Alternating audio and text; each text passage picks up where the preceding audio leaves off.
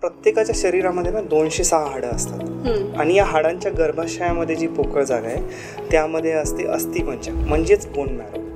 आपण जे काही जेवतो त्यातले 3 घटक महत्त्वाचे असतात, म्हणजे B12 फोलेट लोह.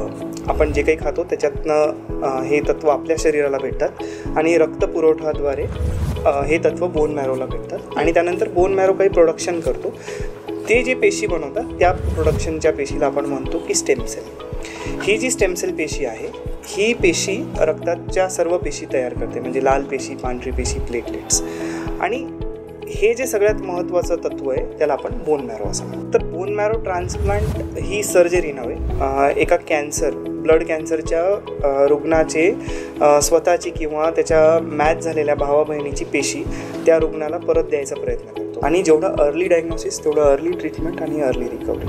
आता आपण कोणत्याही डिफिकल्ट कॅन्सरला देखील बरं करण्याची क्षमता ठेवतो, कारण आपल्या भारतात देखील भरपूर डेव्हलपमेंट झाली असल्यामुळे इवन मराठवाड्यामध्ये देखील आपल्याकडे एवढ्या चांगल्या सुविधा आहेत की आपण त्यांना बरे करू शकतो. जसे की टाटा हॉस्पिटलमध्ये जसं प्रोटोकॉल आहे किंवा जशी एक रूम पाहिजे ट्रान्सप्लांटची, तसं करण्याचा आम्ही पूर्ण प्रयत्न केला आहे. आणि हे देखील लक्षात ठेवलं आहे की आपण मराठवाड्यामध्ये ट्रान्सप्लांट करतो आहे, कारण मुंबई पुण्यात ह्याच ट्रान्सप्लांटचा खर्च 20-25 लाख रुपये असतो. तोच खर्च आपण कसा कमी करू शकतो हे देखील लक्षात ठेवलं आहे. तर सुविधा डेफिनेटली